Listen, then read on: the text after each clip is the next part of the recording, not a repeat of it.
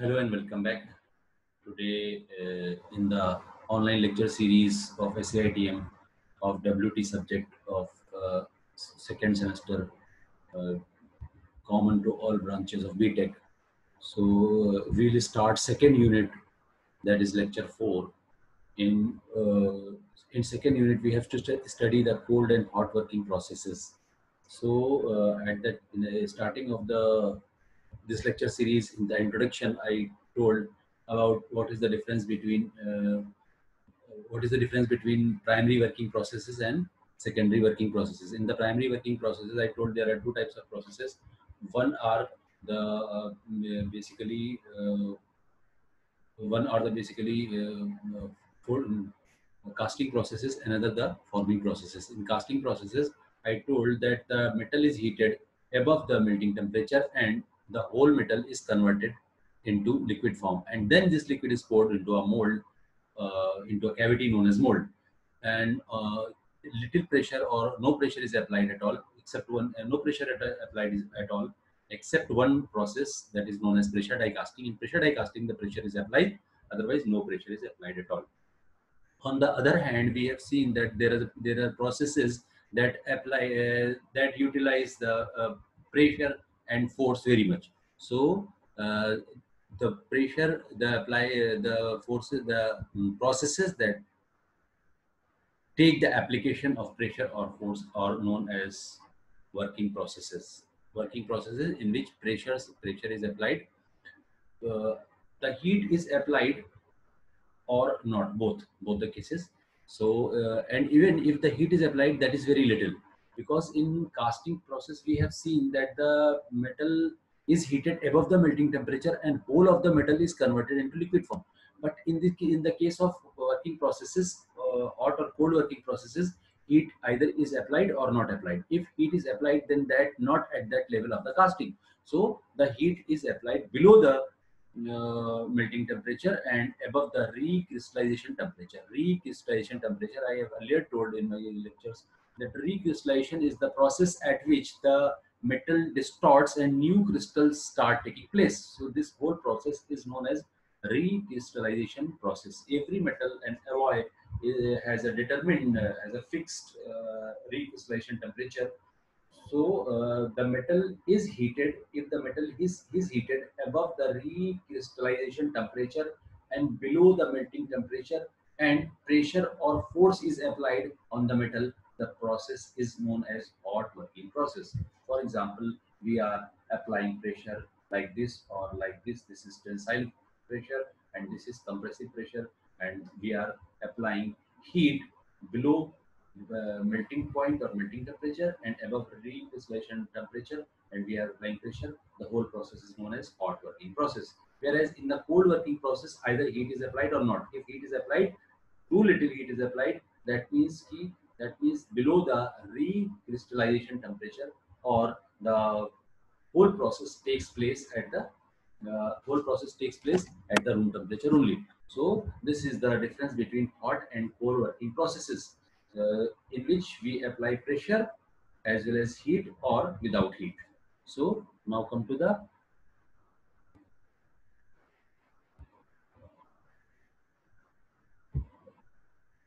the forming processes. So forming processes are the processes in which pressure is applied as well as heat, or little heat, not too much heat, and not that much heat of the casting,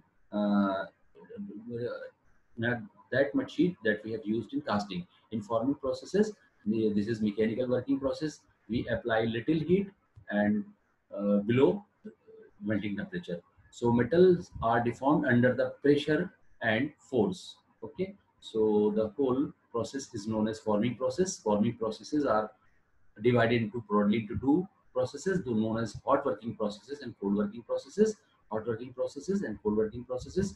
Then the whole process takes place with the help of set of tools that is known as die, because the pressure is applied through a machine or manually. So there must be a certain object or certain device that is used.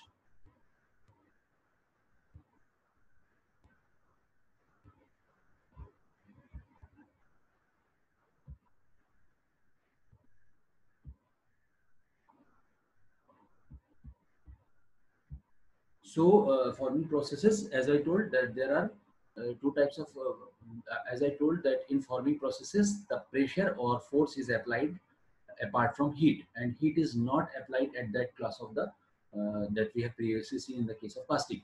So I was talking about how we apply the pressure. So certainly there must be a device that is used to apply the pressure. The pressure application device is known as punch or hammer. Pressure application device through which we apply the pressure is known as punch or hammer. And another device on which the metal is kept, that is called as dies. So die is the platform or is the cavity in which the metal is kept, and other pressure is applied through the application of punch or hammer. So punch is the device that is basically used for transferring the force. Okay. So now when we talk about the closed dies, when we talk about the dies, there must be two types of dies. One are called as closed dies and one are called as open dies. If we have a platform like this and metal is kept on this platform, and we are hammering, we are putting pressure through a punch on this platform, and the metal is allowed to expand in all the directions, that this process, this die is known as open die. This die is known as open die. Whereas in case of closed die, the metal is not allowed to is not allowed to expand in all the directions except the space provided by the die. So metal can expand in the space provided, and the metal is contained up to a certain cavity, and this cavity and this die is known as closed die. Closed die. Okay. So there are two types of dies, open dies and closed dies. And another, on the other hand, we were talking about the cold working process and hot working processes. In cold working processes and hot working processes, we will we will definitely deal with the types of, this is the, this is the forging process in which there is a movable die, upper die is movable die and lower die is fixed die, and metal is kept through, this is known as movable die or punch. Or punch, this basically hammers the metal, and the metal is not allowed to escape beyond this enclosed space. So the metal will expand in this enclosed space, and this way the whole metal will get the shape of the closed die. So forming processes are very economical. These are the forging. This is the forging process, and this is the forming processes are uh, explained in detail. They are very much economical, as they involve minimum amount of material wastages and minimum amount of energy, as well as result in faster production. So for forming processes are costly or cheap or cost effective, and they don't waste the material, as well as they apply a little energy. Then material processed by forming processes develop superior mechanical properties like strength, hardness, and toughness. So the other benefit of forming processes that they deal with the better mechanical properties. They handle the material so produced has better mechanical properties like strength, hardness, toughness, stiffness, etc. So next is cold working processes. Cold working processes, as I told, that the processes in which the temperature is kept below the recrystallization temperature. Either they are heated or not heated. If heated, the temperature is kept below the recrystallization temperature. So these are the cold working processes. Like wire drawing, we can see the die, left side, the bar is there, and this bar is a metallic bar is pulled through a cavity, and this way there is a power reel and there is a jaw. This jaw is basically used for holding the end of the rod, so end of the wire. So the rod is pulled with the application of force through in this direction, and initially this will be coming through this cavity, and when this is coming through this cavity, this is pulled, this is a power reel, and this is jaw. The end of the wire is clamped in this jaw, and then the power reel starts moving with the help of a powerful motor. So this starts rotating, and the hole and the rod is converted into wire. The application of force in this direction will force this rod to pass through a narrow cavity, and this narrow cavity will be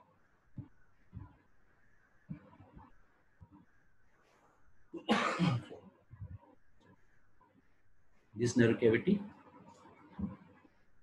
This narrow cavity will convert the diameter of the rod into a wire. So this is the wire drying process, cold working process. They are done at the normal temperature. Then there is deep drawing. Deep drawing is a process of converting, of creating a deep hole inside a blank or inside a workpiece or sheet. So this is the die, and this is the opening of the die.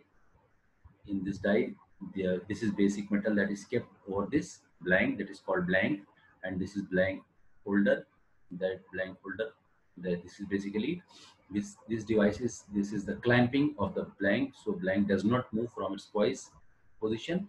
The punch comes and hits the blank, so the blank is bound to come through this opening only. It is not allowed to expand anywhere else. So this will basically take shape of the die. This is known as deep drawing.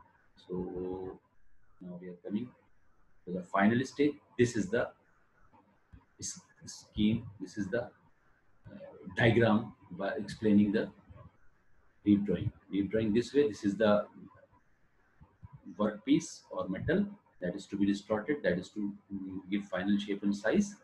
This is the punch. This is the holder. So this will not. This is bound to uh, go through this cavity only. It is not bound to escape anywhere else. So this way it will take the shape of the die. This is known as deep drawing process. This again in normal temperature.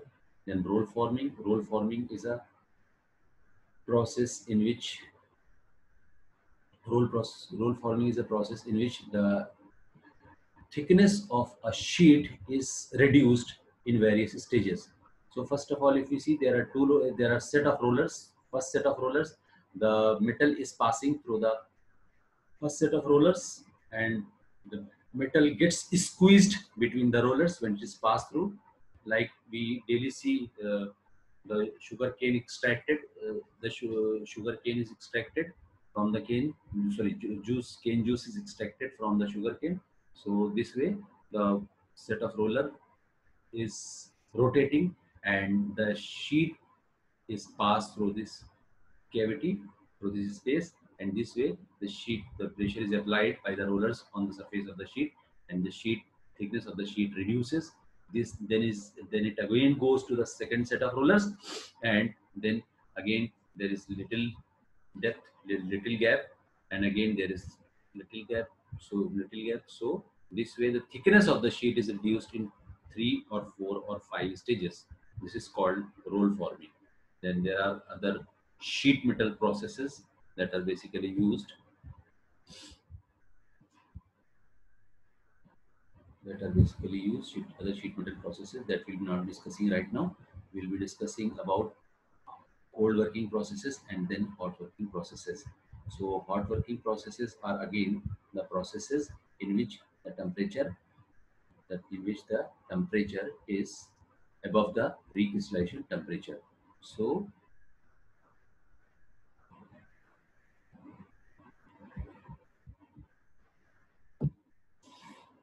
this is the difference between hot and cold working processes. As I told, the this is very important difference, very important difference between hot and cold working processes. The hot working processes, the whole process is done above the recrystallization temperature, whereas cold working process, the whole process is done under the recrystallization temperature or at normal temperature. Hot working process done on hot metal, process done on metal at room temperature or slightly elevated temperature, but not up to the recrystallization temperature. In hot working processes, little amount of force is required as compared to cold working process. In cold working processes, heavy force is required. So the difference in the force is also uh, the difference in the force or pressure is also there.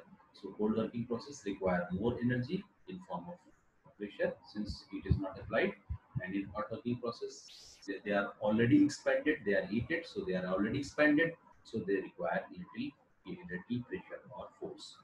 And last is that residual stresses is not found are not found in the hot working processes, and cold working processes residual stresses are formed. That means if the working is done at normal temperature, the whole metal will get deformed under the pressure without the heat.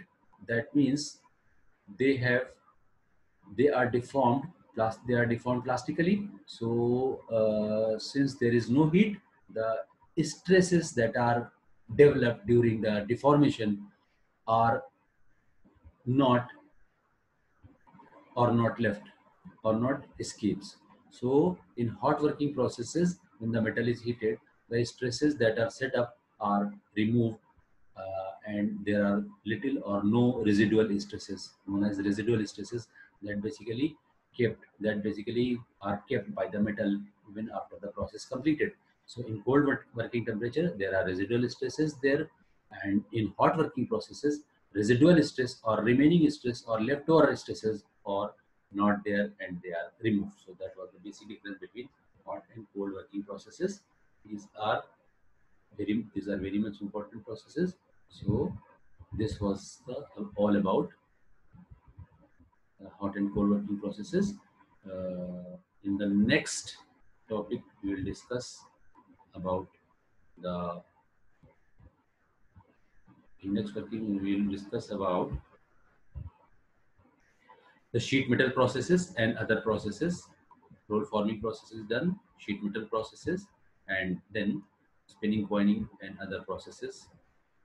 Also, forging processes will discuss about this. So for the time being, okay, bye, thank you.